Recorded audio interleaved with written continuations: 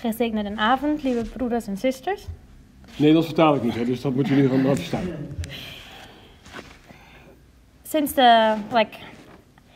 I was happy with the topic what was chosen for the conference. Ik ben heel blij met het onderwerp wat gekozen is voor de conferentie. And it is an honor for me to be able to speak here. Het is ook een eer dat ik hier mag spreken. And since you can read, it's how wonderful God made our body. En het staat hierboven ook op het thema, hè, hoe wonderlijk God ons gemaakt heeft. And one of those wonders what we have is our microbiome. En een van de wonderen die we hebben is onze microbioom, oftewel onze darmflora. Maybe you've heard about it, or he just translated it. Misschien heeft u er al eens van gehoord, maar ik heb het al vertaald. And maybe you have wondered what is actually our microbiome. En misschien heeft u zich wel eens afgevraagd, wat is dan mijn microbioom? Nou, ik heb het nooit afgevraagd, maar misschien vraagt u het zich wel af. Microbioom. Who of you knows what is the microbiome? I just then lift your hand. Wie weet wat het is? En tel uw hand maar omhoog. Okay. Quite some have heard already about the word. Een paar kennen het woord in ieder geval. So, what is the microbiome? Wat is het nou precies? The microbiome comes from the Greek word of micro, little. Het komt van het Griekse woord micro, hè, dat is klein. And biome. En bioom. What it means a community or the living community. Dat zegt iets over een levende gemeenschap. And the microbiome or microbiota or flora, intestinal flora or flora itself. Ofwel de microbioom of de microflora of de flora op zichzelf. Is the community of all the microorganisms that lives in our body. Is zeg maar de gemeenschap van alle micro-organismen die leven in ons lichaam. One of them are bacteria. Het ene van zijn de bacteriën. Others, way less known, are the archaea. Oh, ik ga het even voor. Ik weet niet wat het in het Nederlands is, maar het zijn de archaea. That are protozoans. De kleine protozonen. Then others are yeasts. Anderen zijn de gisten. Kind of know well, but kennen we wel, hè? Did you know that they live also in our intestine and in our skin? Weet je ook dat ze in je huid, maar ook in je darmen leven? Dat zijn de schimmels en de gisten. And we also have viruses that live in our body. En natuurlijk nog virussen die in ons lichaam zitten. Ben je wat er bang van, hoor? What is our microbiome? What is special about it? Wat is nou speciaal aan het microbioom? Wat is nou zo bijzonder? If we imagine als je eens voorstelt that around 100 trillion bacteria and other microbes are living on and in our body. Dat er 100 triljoen bacteriën leven op je huid en in je lichaam. Kan je niet voorstellen. This means usually it was always said that it's around 10 times more than our body cells. Ze zeggen meestal is het ongeveer 10 keer meer dan alle cellen van je lichaam. But newer studies found out they are not actually that it's only a third more, but still it's a lot. Het is maar een derde meer, maar het blijft natuurlijk vreselijk veel nog. Het drievoudige van je cellen in je hele lichaam. They weigh more or less between 2 and 2.5 kilos. Dus die 100 triljoen wegen zo'n 2,5 kilo maar. Dus it means like 2.5 kilos from that what we weigh on the scale our bacteria or something else that's living in us. Dus dat betekent dat we zo'n 2,5 kilo aan bacteriën meeslepen door het leven. What is very special about them? Wat zo bijzonder aan deze categorie is that those bacteria this microbiome is unique for every person. Dat deze microbiomen zijn bijzonder specifiek voor iedereen persoonlijk. That means you don't have the same one than your father. You don't have the same one like your mother or your brothers and sisters. Dat betekent dat je een ander hebt dan je moeder, een ander hebt dan je vader, maar ook een ander hebt dan al je broeders en zusters. If you live in the same environment. Als je in dezelfde omgeving leeft. Or in the same house. Of in hetzelfde huis. And you eat kind of the same, you have kind of the same habits. En je eet dezelfde dingen, je hebt dezelfde gewoontes. Then they have similarities. Dan zijn er overeenkomsten. But never the same. Maar ze zijn niet hetzelfde. That's really special. Dat is heel bijzonder, toch? And another special fact about the microbiome is also we have a different variety of species depending on the body region. En we hebben ook natuurlijk speciale soorten, nog afhankelijk van het deel van het lichaam waarin ze leven. I will show later some examples of that. Ik laat een paar voorbeelden straks even zien. And the other special thing is it's not a steady state. It's continuous changing. Het is ook niet een stabiele situatie. Het verandert constant in je lichaam. In an hour, I have a quite different microbiome than I just have right now. Dus in een uur later heb ik weer een andere microbioom, dus omgeving, dan nu. Some more facts. Wat meer What I found feiten, interesting. wat meer interessante feiten. Yeah. When I don't do something wrong here. Als ik niet verkeerd doe, maar nou even. Hè? That it means there are. Here you see, especially in the lower time, we have like 22,000 genes in our human genetics, in our human DNA. Als je aan rechtsonder kijkt op de dia, dan ziet je dat we 22.000 verschillende DNA-genen hebben. When you count all the different genes of the bacteria that are living in us, Als je nou alle verschillende genen telt van de bacteriën die in ons leven, that means they are 3.3 million. dat zijn er 3,3 miljoen. That means the information what the bacteria are having or giving us is really over 100 times more than the one we have ourselves. Dat betekent dus dat alle informatie die bacteriën aan ons geven, is dus het veelvoud van wat we zelf hebben. And so that means the bacteria in us have a way higher, they have a way greater chances to produce other things that we cannot produce. En het mooie is dat deze bacteriën hebben een veel grotere capaciteit om dingen te produceren dan we zelf zouden kunnen. Because they have way more information what they can take. Want ze hebben veel meer informatiekracht. And you see what I just said. We have around 99% and 99.9%. En je ziet dat 99,9%. Or even more, what our genetics are the same with our fathers, mothers and so on. Dat onze genen hetzelfde zijn van onze voorouders. But only 80 to 90% from the microbiome. That means we have a way bigger variety in that one. Maar we hebben de overeenkomst met onze microbioom is met 80 tot 90%. And we see later why that is so special or what effects can that have. En we zullen later zien waarom het zo bijzonder is en welke effecten dat kan hebben. So where do we have the microbiome? Waar hebben we nou die microbioom? One big part what you just mentioned is on our skin. Een van de dingen wat ik zei is op onze huid. Our complete skin is covered. Onze hele huid is bedekt. With bacteria. Met bacteriën. With yeast. Met gisten. Mostly with bacteria. Maar meestal met bacteriën. And they form a biolayer. En ze vormen zo'n biologische laag. And they give us a barrier on our skin what protects our skin from harm. Het is een beschermlaagje, zeg maar, op onze huid. And not only that, it also helps that other bacteria or sick-making bacteria cannot find a place on our skin to live. En ze zorgen er ook voor dat ziekteverwekkende bacteriën niet op onze huid kunnen leven. That means that's why it's so important to keep also our skin healthy. Daarom is het zo belangrijk om je huid gezond te houden. And that's also why it makes harm when you wash your hands continuously or when you use a lot of soap. Daarom is het zo schadelijk om constant maar je handen te wassen. Want daarmee heb je dus dat beschermend laagje is dan weg. Especially with soap. Vooral als je heel veel zeep gebruikt. The same is with the body. Hetzelfde geldt voor je lichaam. Like 200 years ago. 200 jaar geleden. The people maybe showered once a week, every 2 weeks or once a month. De mensen douchten, als ze een douche hadden, was het 1 keer in de week, 1 keer in de 2 weken, 1 keer in de maand. Or bathe, of we namen een bad of zo, hè. So it was not the most hygienic thing. Het was natuurlijk niet zo hygiënisch. But nowadays, tegenwoordig, is it also we go to the other extreme. Gaan we naar het extreme. That we wash with a lot of soap. Dan gaan we met heel veel zeep. And it really disturbs our microbiome on our skin. En zo wordt dus ons microbioom, de bacteriële laag op onze huid, wordt daarmee verpest. So one of the recommendations nowadays is. Dus de aanbevelingen tegenwoordig zijn. You can shower as much as you want. Je kan douchen zoveel je wil. But don't use everyday soap on your complete body. Maar gebruik niet iedere dag op je hele lichaam zeep. And take soap that is compatible with the skin pH and so on. Dus neem een pH-neutrale zeep, dat die goed met je huid verdraagt. That's a recommendation nowadays to help keep a healthy skin. Neem ze over om je huid te helpen. Another important part of the microbiome.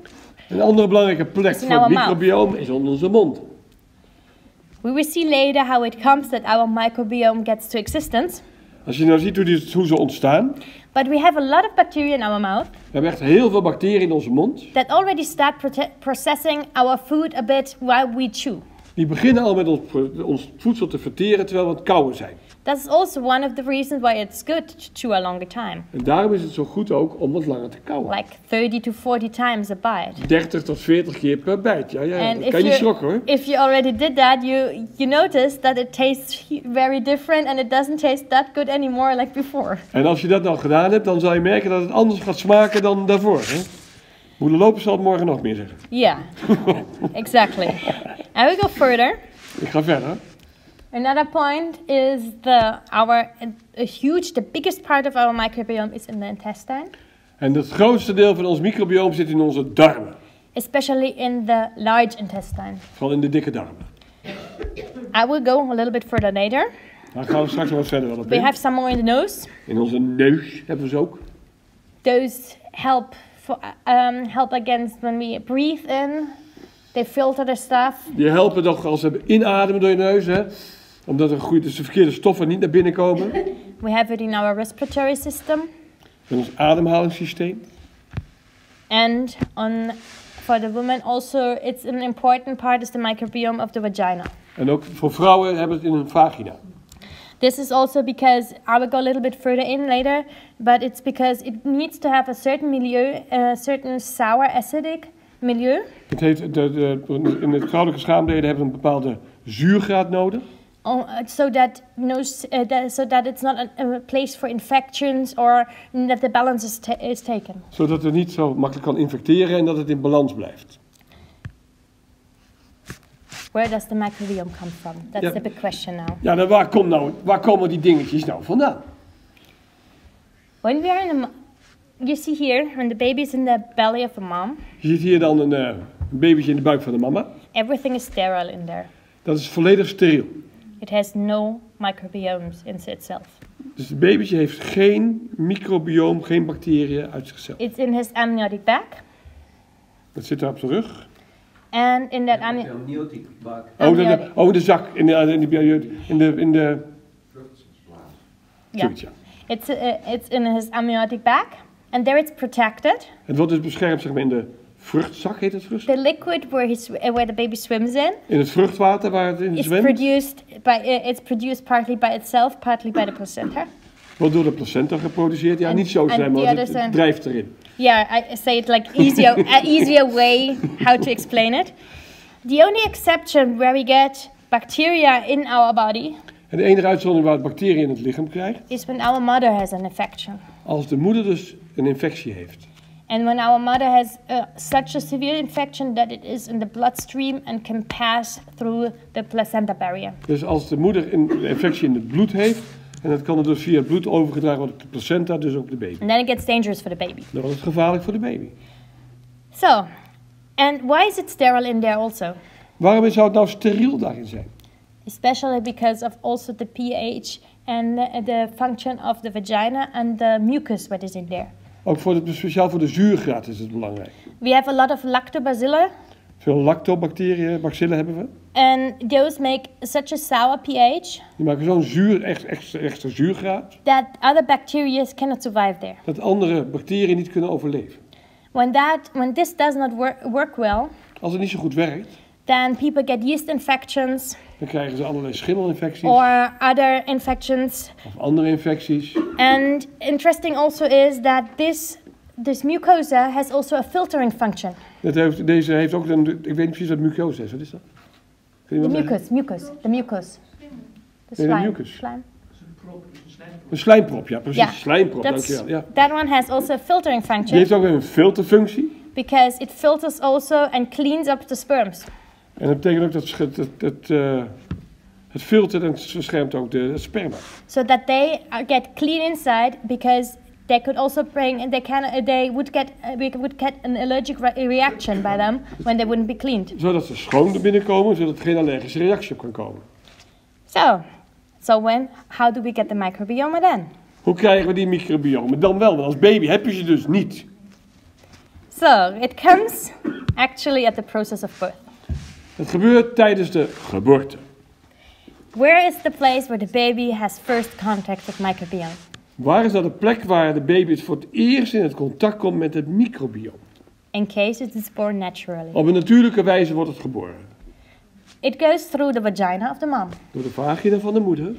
And during that process, the complete skin gets covered.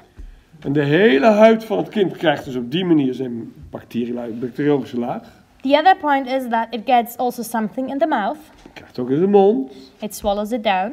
Slikt het door. Since the acid of the stomach of the babies is not that active yet, Want het zuur in de maagzuur is nog niet actief van de baby. the bacteria can pass all to the intestine Kan het ook doorgaan naar de darmen. and can start taking place there. En kan daar zijn werk gaan doen. It's not only the bacteria of the vagina, Niet alleen de bacteriën van de vagina. it's also some part of the intestinal bacteria that are around the region down there, Ook van de darmbacteriën die ook in die omgeving zijn. and skin bacteria of the mom. En ook de huidbacteriën.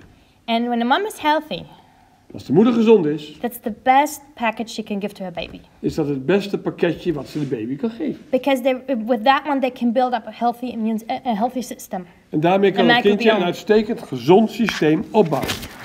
There are the Escherichia coli, Enterococcus, Lactobacillus, many different ones. Nou, allerlei nare dingen. And interesting is that microbiome that is formed in the moment of birth and the days afterwards, Het mooie is van de microbioom die gevormd wordt tijdens de geboorte en de dagen daarna. and during breastfeeding, En tijdens de borstvoeding. keeps stable for a long time, Blijft stabiel voor een lange tijd. as long as it's not disturbed. Zolang het niet verstoord wordt. What happens now Wat gebeurt er nu? when the birth is like a C-section? Als het met een keizersnee wordt geboren. When you have a C-section, Als je een keizersnee hebt, you make everything sterile as much as possible. maak je juist voor de operatie alles helemaal steriel. That means in that moment, the baby is not getting anything of the bacteria they would usually get. Dus de baby krijgt niks van de bacteriën die ze normaal zou krijgen. The first bacteria they have contact is not the bacteria with the mom, De eerste bacterie waarmee ze contact komen is niet die van mama. but it's the skin of the surgeons, of the nurses, and so on. Maar kan zijn van de chirurg of van de verpleegsters. Zoiets. And they don't pass, since they don't pass through the vagina, Omdat ze niet door de vagina komen. they have you found when you examine the microbiome of the babies a couple of days later, Als je dan het microbioom onderzoekt van de baby's een paar dagen later. you find that they have way less variety and way less species in their microbiome than normal born babies have it. Ze hebben veel minder variëteiten dan andere baby's die gewoon geboren zijn. And some really important species are really small or even are missing. En bepaalde delen, bepaalde soorten, die zijn er gewoon niet. And they have done many studies in the last years, Er zijn heel wat onderzoeken naar gedaan. and they found out that C-section babies, En ze hebben onder andere ontdekt dat kinderen die met een keizersnee geboren zijn, they have 20% more risk of asthma. die hebben 20% meer kans op astma.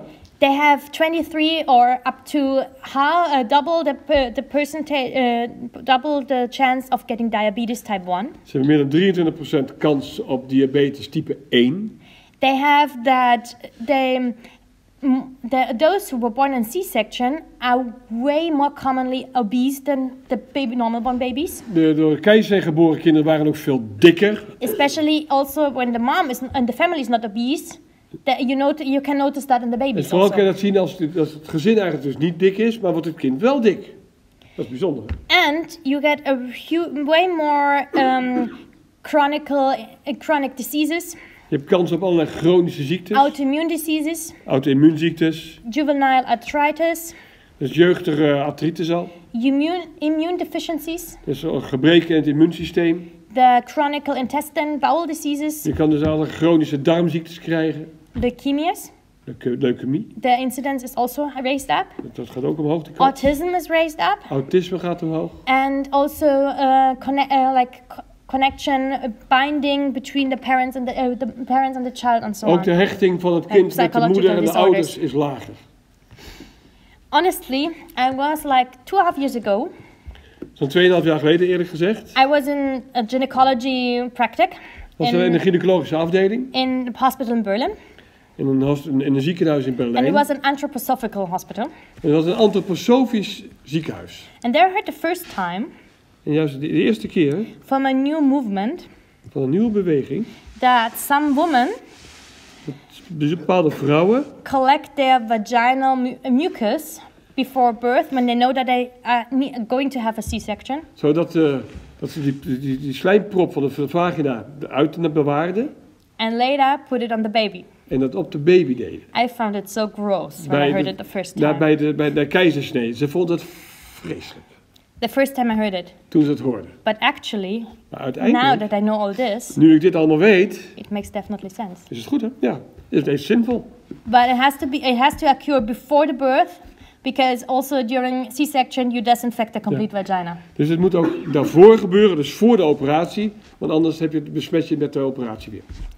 So, interesting to see that. Gewoon interessant om dat ook een keer meegemaakt te The hebben. next point where we get more bacteria, and especially where our microbiome is formed, En de volgende fase waarin we als mensen meer bacteriën krijgen, waar de microbioom gevormd wordt, is when we get breastfed. als je borstvoeding krijgt. Why? Waarom? First, you get the contact with the skin of your mom. Je komt in contact met de huid van je mama. That means you get the bacteria what she has on her skin. Dus je krijgt die bacteriën die zij op haar huid heeft. As I already said, the intestine is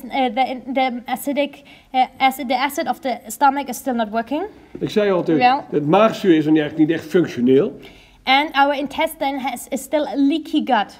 En zeg maar, de darmen hebben nog steeds zo'n lekkend gat zijn het eigenlijk. That means it has not the complete barrier function yet, Het heeft nog niet de volledige functie. and all the stuff what comes from the milk in the first days, the colostrum from the mom, En de eerste dag vanuit de milt komt, that has especially a lot of vitamins, has a lot of proteins, has a lot of immunoglobulins, dat is de eerste voeding echt, dat heeft heel veel vitamine en alle immuunzaken, nou, dat komt allemaal binnen.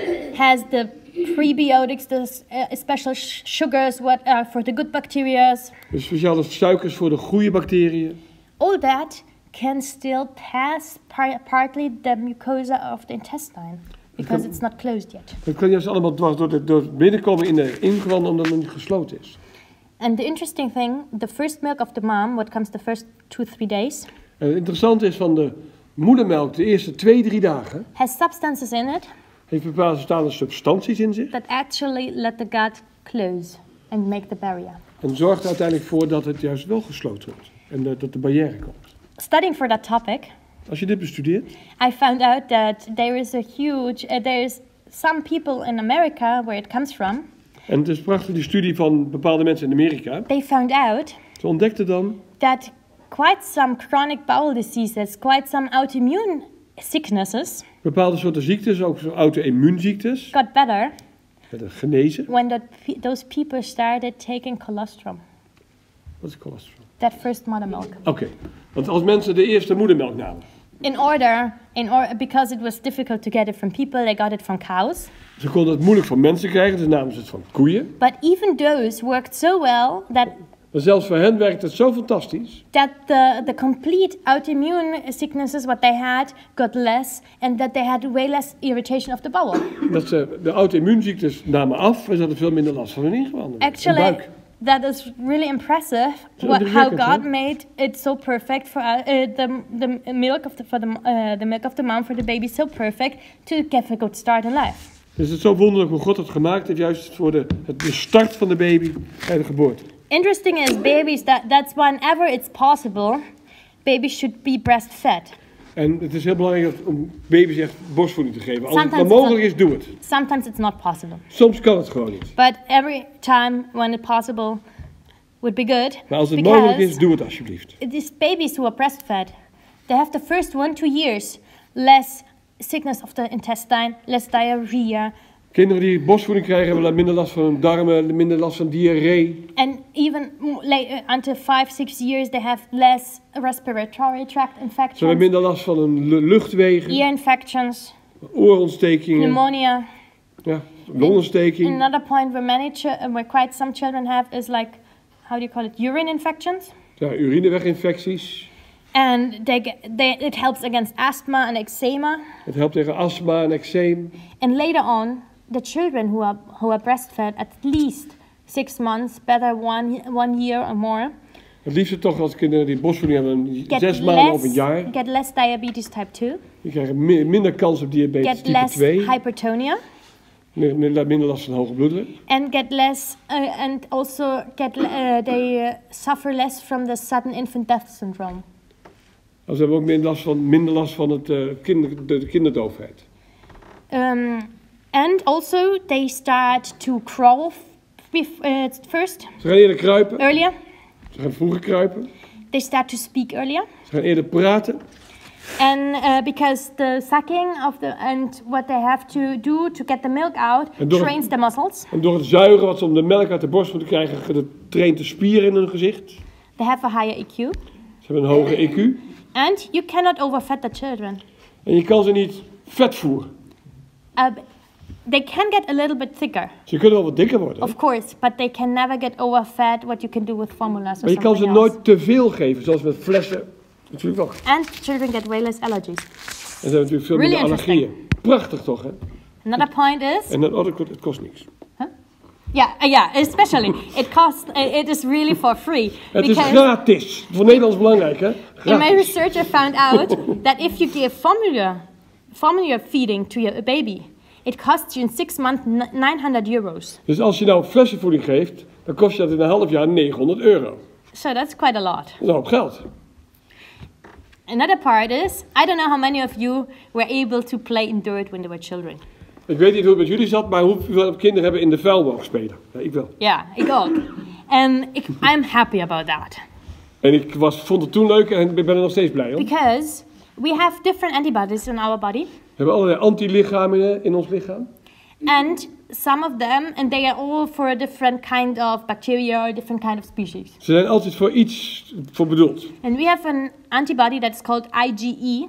En we hebben blijkbaar een antilichaam, het heet IgE, geen idee wat het is, maar maakt niet uit. And that is specially against worms and parasites. Dat is speciaal tegen wormen en parasieten. Dat zijn vieze dingen. But when we never have contact with them, that means when we never have contact with earth or something. Maar als je dus niet in contact komt met aarde of andere dingen. Those antibodies have nothing to do and get bored. Dan hebben die antilichamen niks te doen, die gaan zich vervelen. And that's when they start to produce asthma, allergies and en dan gaan ze astma en allergieën produceren. It's especially those antibodies that juist die IgE-antibacteriën doen dat. That means when we grow up with more dirt. Dus als je met meer viezigheid opgroeit. We get more contact with microbiomes. Dan krijg je kom meer in contact met microbiomen. We have more bacteria. Krijg je meer bacteriën. Because quite some survived and survive the acidic acid from our stomach and get into the intestine. En een paar komen dan overleven, dan zeg maar het zuur gaat in je maag en komen in je darmen. And it gives actually a better health. En krijg je dus een gezonder lichaam. Okay, I talked already a lot about what it is. Okay, this part I already. How can I go back? Yeah. I wanted to show you. Patience. Yeah, there is. I wanted to show you, for example, I told you, depending on the different, when we go back to the skin, depending on the different places of the skin, we have different bacteria. Ik heb je al verteld, op verschillende plekken hebben we andere bacteriën. Dus ook op de huid, op een andere plek op de huid heb je een andere bacterie. If you see that picture, als je dit plaatje dan zo ziet, you see the colors. De kleuren kan je het zien. Every color is a different species or different group of species. Dus iedere kleur is een ander wezentje. You see, like in the nose, in the ear. In de neus, in het oor. You have more of this actinobacteria. Heb je meer deze actinobacterie. While you have on the feet, on the legs, you have more the orange ones. Op voeten en je benen heb je meer de oranje. Which are staphylococcus. Dat zijn staphylococcus. Yeah. You kind of know that one, especially the Staphylococcus aureus is kind of well known for the MRSA. Ja, dus je hebt vooral de staphylococcus is de MRSA-bacterie, dus die enge zieke. But actually, when they are on our skin, maar feitelijk is het zo, als ze op je huid zijn, they do us no harm. Dan doen je helemaal geen kwaad. They are protective. Ze beschermen je juist. The problem is when they go away from the place where they belong to. Het probleem is als ze naar een andere plek gaan dan ze horen. Interesting also is. Ook interessant om te weten is. That especially here from the bacteria that are for example in our axilla. In what? In our axilla. Oh, okay. Soms hebben we wat beeldentaal nodig. Hè? Dus dezelfde bacteriën die in je oksel zitten, They are also different in every person. die zijn ook weer anders bij ieder ander. And that's also why every person smells different. En daarom is het ook zo dat iedereen anders ruikt. That's not only of how hygienic you are, Dus niet alleen of je hygiënisch bent, but it also depends on what bacteria do you have. maar ook welke bacteriën heb je nou. These also depend on what products do you sweat, En dus dat betekent ook nog welke producten zweet je. because they feed on those products. Want daar leven ze van. And those what you sweat depends on what you eat. En wat je zweet hangt weer af wat je eet. So actually, part of our body smell Een deel dus van onze lichaamsgeur is like managed by what we eat. wordt dus beheerst door hetgeen wat we eten. For example, I don't know if you already noticed when you eat a lot of garlic, for example, Misschien heeft u wel eens gemerkt, als je veel knoflook eet, zoals wij, you don't only smell out of the mouth. maar dan ruik je niet alleen uit je mond, Your sweat also sweats. maar ook je zweet. And there are quite some other things that you can smell by yourself. En zo zijn er wat andere geuren nog die je zelf kan ruiken. But there are quite other things what we produce, what we cannot smell, Er zijn ook andere dingen die we produceren die we niet ruiken. but the bacteria produce them and make a smell out of it. Maar de bacterie wel, en die maakt wat van en dat ruik je dan. En dat stinkt dan. Would be an interesting thing for the future to find out which bacteria make no smell, because I think many people would like that. Het is natuurlijk heel interessant om te ontdekken welke bacteriën die geen stinkgeur maken. Just for as a thing. Yeah. Coming back to the mouth, We gaan terug naar onze mond. we have also harmful bacteria there. We hebben ook daar schadelijke bacteriën. For example, caries. Caries. That's why it is. We don't have that bacteria from naturally in our mouth.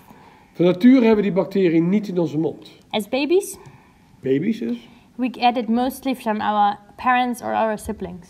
Krijgen we van onze ouders of van onze For naasten. example, when they lick the spoons, Als ze de lepels aflikken. when they take the how do you say it? No, schnuller. Ja, speen.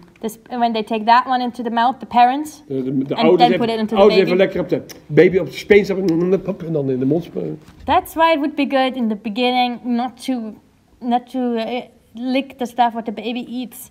En daarom is het heel goed om in het begin niet te likken wat de baby eet. It's not because of it, then it's more because of hygienic, or yeah, kind of. It's not so much about that, but it's more about the bacteria you have what the baby does not have, the harmful ones. Het is Yeah. niet omdat het vies is, maar daarmee beschadig je de baby met gevaarlijke bacteriën. Yeah, but the nose I already talked about, the respiratory system. We hebben het nog gehad over de neus en het ademhalingssysteem. Kussen ook. What? Kussen. Ja, met kussen, when you kiss on the mouth, for example, you also interact. Baby's. De baby's, ja. When you kiss the babies on the mouth, it's also with Dus hetzelfde is met saliva. kussen. Een babytje op de mond kussen is voorlopig even in het begin niet goed. Besides of that, that you pass way more other when you are sick or have a cold, then you pass it way easier, and the baby has not that strength yet. En als je dan verkouden bent of ziek, dan besmet je hem veel makkelijker. En zo'n baby heeft niet zoveel weerstand. And especially, for example, we have in our body, we have a lot of, we have the complete respiratory tract. We hebben bijvoorbeeld het hele volledige ademhalingssysteem. Is covered also by a biofilm, Is ook bedekt door een biologische film. and this one prevents other harmful bacteria to come. En die voorkomt ermee dat er schadelijke bacteriën But for komen. example, when it gets dry, Als het droog wordt, or when it gets like irritated, als het geïrriteerd wordt, it gets cold inside.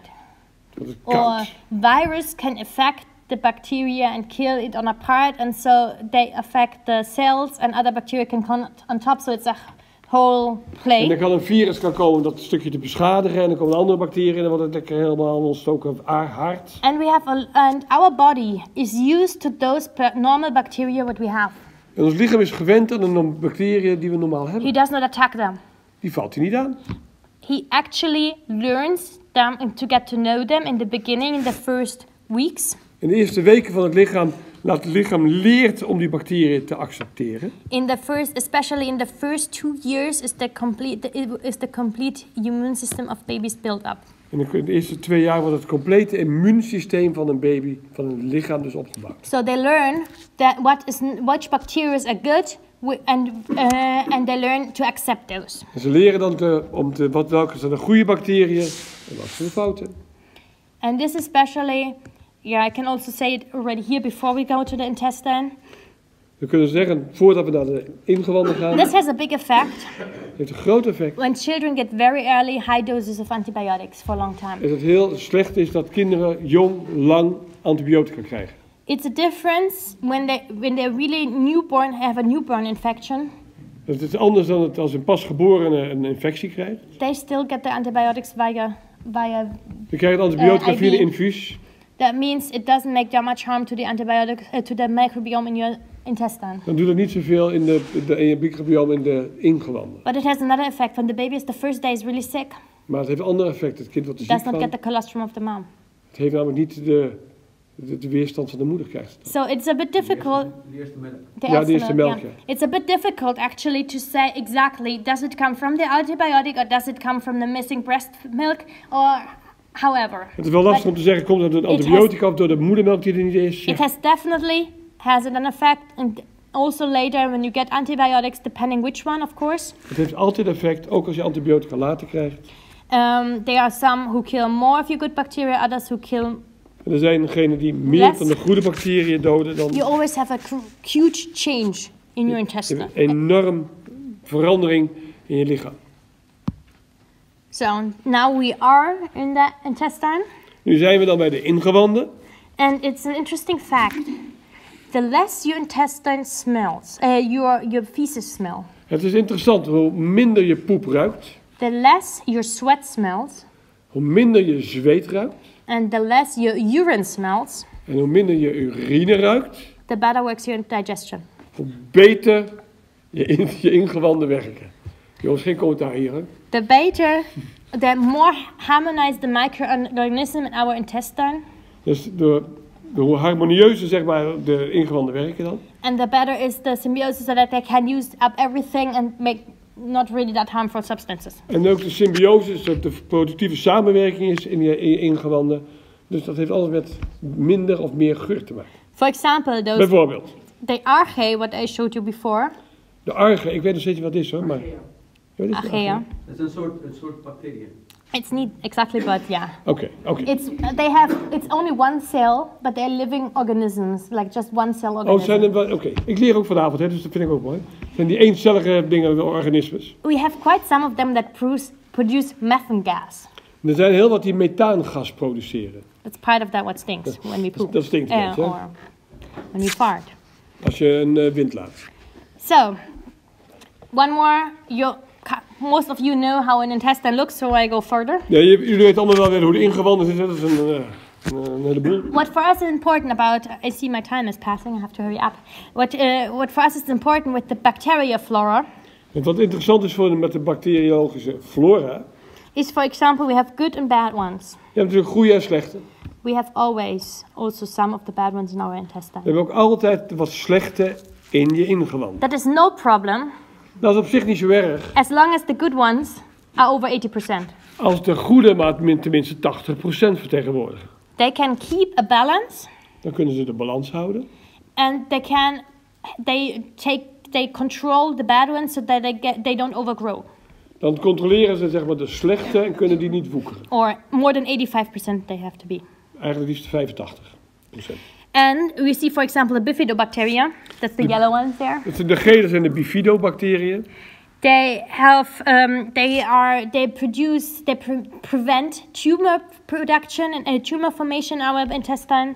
En ze zorgen ervoor dat er geen tumoren in je ingewanden They kunnen groeien. produce vitamins. Ze produceren vitamines.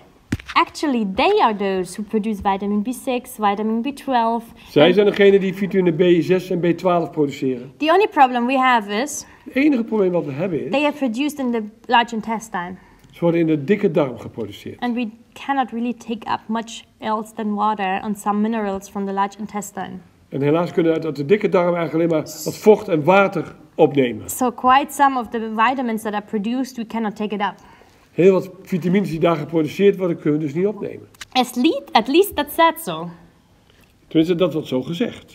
I don't know if I should believe that completely. Ik weet niet of ik dat echt Because geloof. there are some studies Er zijn een aantal studies. that especially some in India, it was done with some vegetarian Indian groups. Die zijn bij vegetarische Indiërs gemaakt. When they lived on the countryside, Ze leefden op het land. in lower hygienic conditions, Onder matige hygiënische omstandigheden. there was no really people that had vitamin B12 deficiency. En er was niemand die een tekort had aan vitamine B12.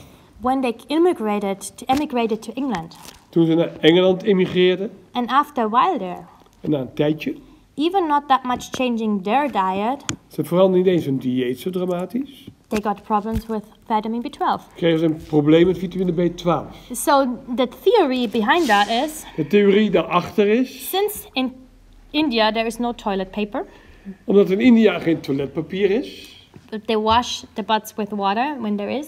en als ze dan wassen ze hun achterste met water,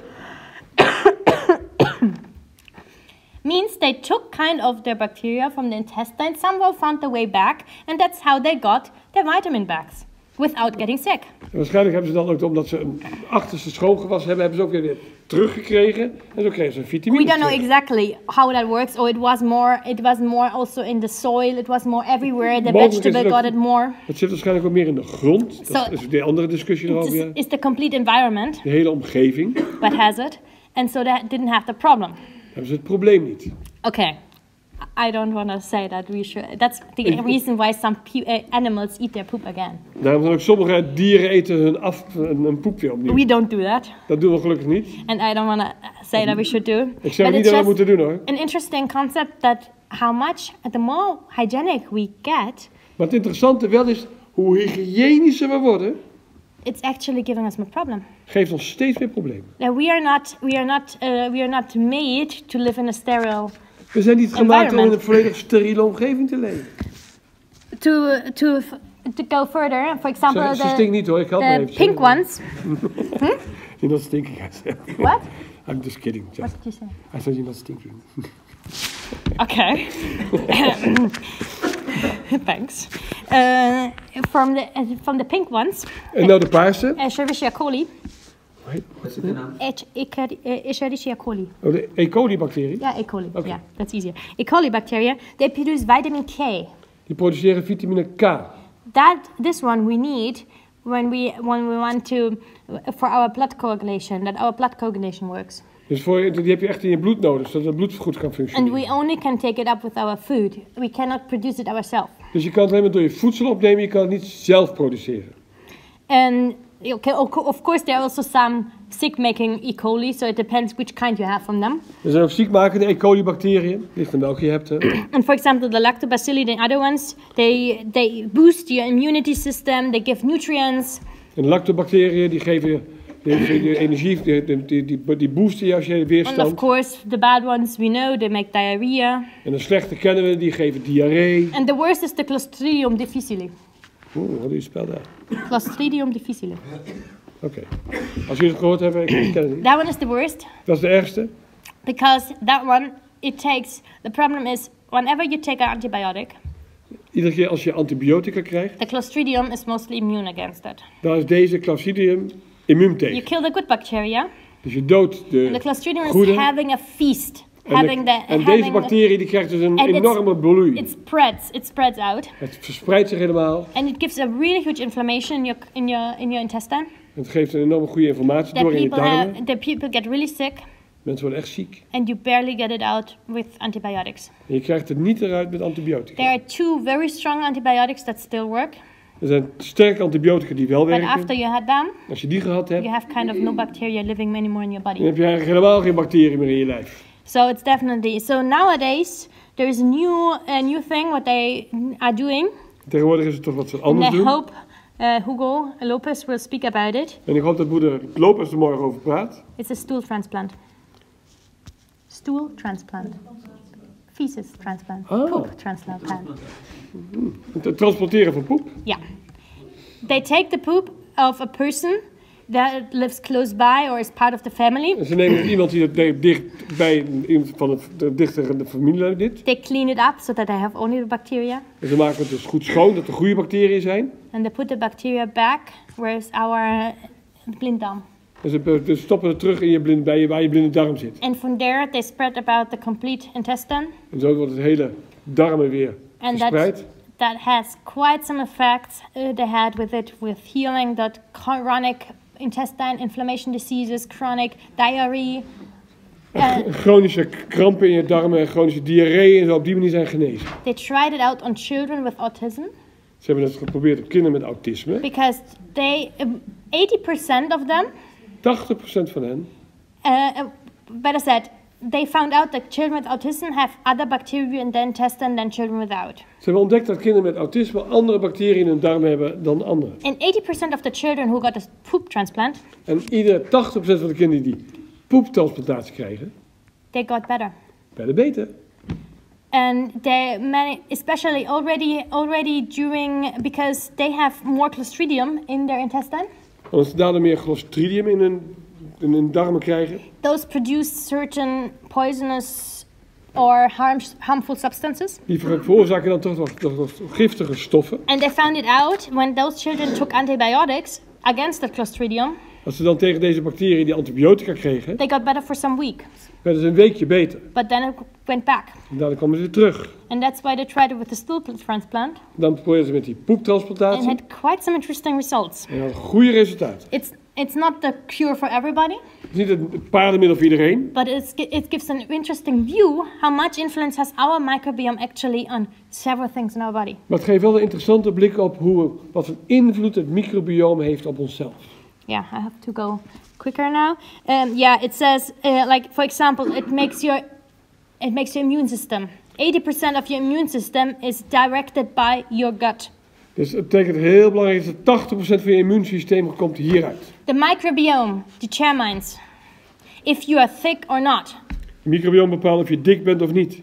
Actually, they say it's not that much the genetics what you get from your parents. Het is niet de genetica die je van je ouders hebt gekregen. It's more the microbiome you get from your parents. Maar het microbioom wat je van je ouders hebt gekregen. But make you thick or not. Maak je dik of niet. Autoimmune diseases come depending on the microbiome. Auto-immuunziektes afhankelijk van Liver je microbioom. diseases. Leverziektes. How much problems do you have? And many other things. Heel veel andere dingen. The immune response. How good do you go against infections? How good are you resistant? Hoe sterk is je weerstand? Hoe reageer je op infecties? How good does your brain work? Hoe goed werkt je hersenen? All that has to do actually with what we eat, and that what we eat modifies our microbiome. Het heeft alles te maken met watgene wat we eten, en wat we eten bepaalt weer ons microbiome. We will hear more about it during that time. Op dat horen we nog meer aan. Just one thing, for example, I just Even mentioned voorbeeld hier. With the obesity. We hebben het over de obese, de dikke. They were twins. Dat zijn tweelingen. They were like the same, how do you say it, from one, they had the same genetic. Identical twins. Zijn identieke tweelingen, dus dezelfde genen. One was thick. Eén was dik. And one not. En één niet. So they looked at the bacteria and they found out. En ze hebben naar de bacteriën gekeken, wat vonden ze? That the obese one. Dat de obese had way less species and way not so much from the good ones than the thinner one. Die had dus veel minder goede bacteriën dan de dunne. And then they tried out, they took the bacteria. En ze hebben nou de bacteriën eruit gehaald. And they took it into germ-free mice. En hebben ze aan sterile mice. Een steriele muizen gegeven. Germ-free mice. Ja. And those who got the bacteria from the obese twin. En degene die van de dikke muis die bacteriën hebben gekregen. Got thick. Werden dik. And those who got the one from the thin twin. En die van de dunne tweeling hebben gekregen. Stayed slim, even though they got the same food like the obese one. Maar die bleven dus dun, ook al kregen ze dezelfde voeding als de dikke. The problem is. Probleem. It would be nice to say, wow, that's the cure to get thin for weight loss. Dat betekent dat de oplossing om af te vallen. The problem is just. Alleen het probleem is. We have over 5,000 or 10,000 different bacteria in our intestine. Het probleem is dat we tussen de 5 en 10.000 verschillende bacteriën in onze ingewanden hebben. Most of them. De meeste daarvan. We can notice them when we analyze the DNA, or the products, when we analyze them in our feces with DNA. Die kan je dus in je ontlasting die uithalen met so de DNA. So we know that they are there. Weten dat ze er zijn. But we cannot grow them. Dan kunnen ze niet ontwikkelen. In the laboratory. Niet in een laboratorium. They don't grow there. Dan groei je er niet in. And that means we cannot really examine, we cannot really look what they actually do. Dus we kunnen niet precies zien wat ze precies doen. Some already have found out what they produce. Een paar weten we het van. The huge group of bacteria what we have in ourselves, we don't know yet what they do and how they work. Maar van de grote groep weten we niet precies wat ze doen en hoe ze Yeah, doen. I have some other examples. I'm gonna jump over them if you are Wat andere interested. voorbeelden wel, maar ik sla nu een beetje springen wat doorheen. I can talk about it. Many especially it's interesting. They have some bacteria, for example, like the Lactobacillus helveticus. De Lactobacillus, nog wat? Helveticus, yeah. Helveticus, ja. That is when you have a lot of that one, Als je daar veel van hebt, you are less anxious. You have less depressions. ben je minder angstig, heb je minder last van depressie. They had it on women with after-birth depression. Ze hebben het gegeven aan vrouwen die een postnatale depressie hadden. They gave them that lactobacillus. Ze gaven deze lactobacillen, And bacteriën. And another group, they gave citalopram. That's an antidepressant. En de andere gaven ze een geneesmiddel tegen depressie. And it had the same effect. Hetzelfde effect. So actually, our bacteria can do something from themselves what is better than actually medication. Dus onze bacteriën kunnen iets doen wat beter is dan wat medicatie. Yeah, and we have Parkinson, cancer, rheumatism. A lot of things are anxiety, schizophrenia. A lot of things are shown that they have a connection with our gut. En heel veel heeft te maken met in je buik. Je hebt het Parkinson, weet ik al wat meer. This also has to do with, especially, for example, over 80% of the serotonin what we have in our body.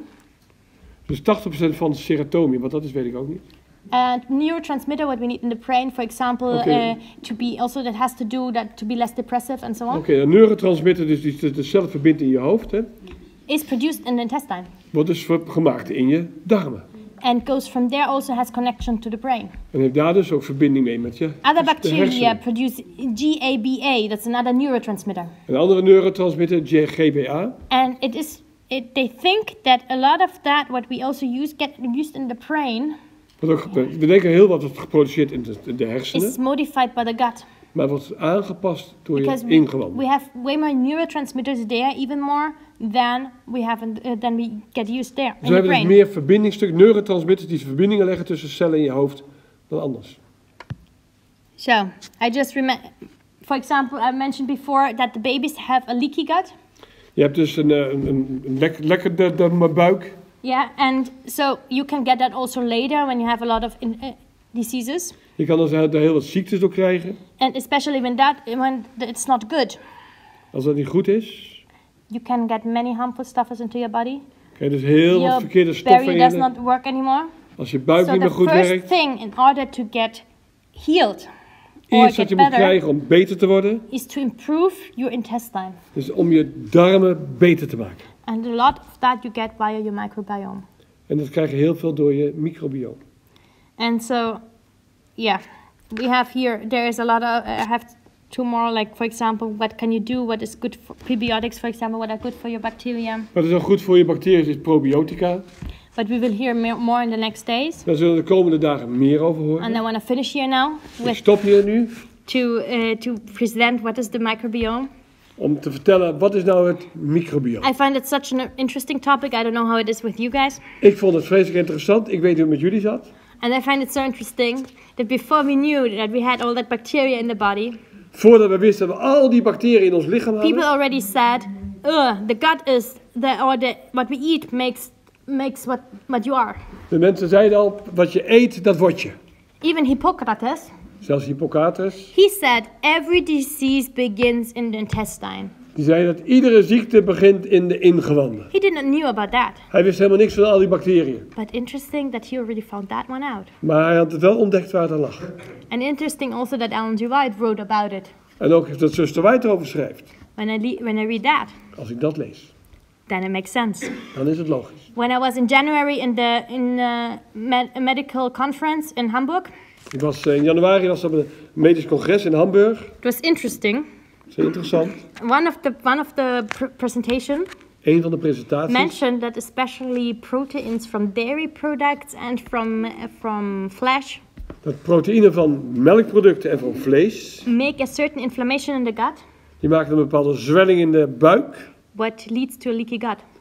Dat maakt juist dat het een zwakke buik wordt. That makes exactly this one, the leaky gut. Dan ben je een slechte buik heb je dan.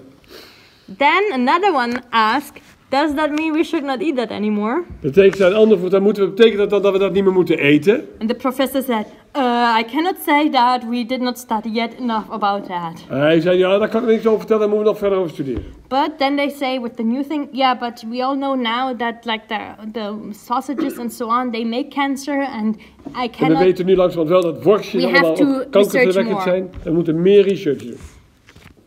Of course, industry is behind. De industrie zit er ook achter. And it's interested to sell their product. Het is natuurlijk belangrijk om je producten te kunnen verkopen. But I find it really interesting that actually it has to do what we eat has to do with our health a lot. Het is zo interessant om te weten, hetgeen wat we eten heeft invloed op onze gezondheid. May the Lord help us. Laat de Heer ons mogen helpen. To find the right diet for us. Om het juiste dieet te kunnen vinden. To be able to get also our brain sharp. Ook ons verstand scherp te houden. To be able also to get a good connection with God. En ook om een goede verbinding met God te hebben. And this is my wish and prayer. Dat is mijn wens en gebed. Amen.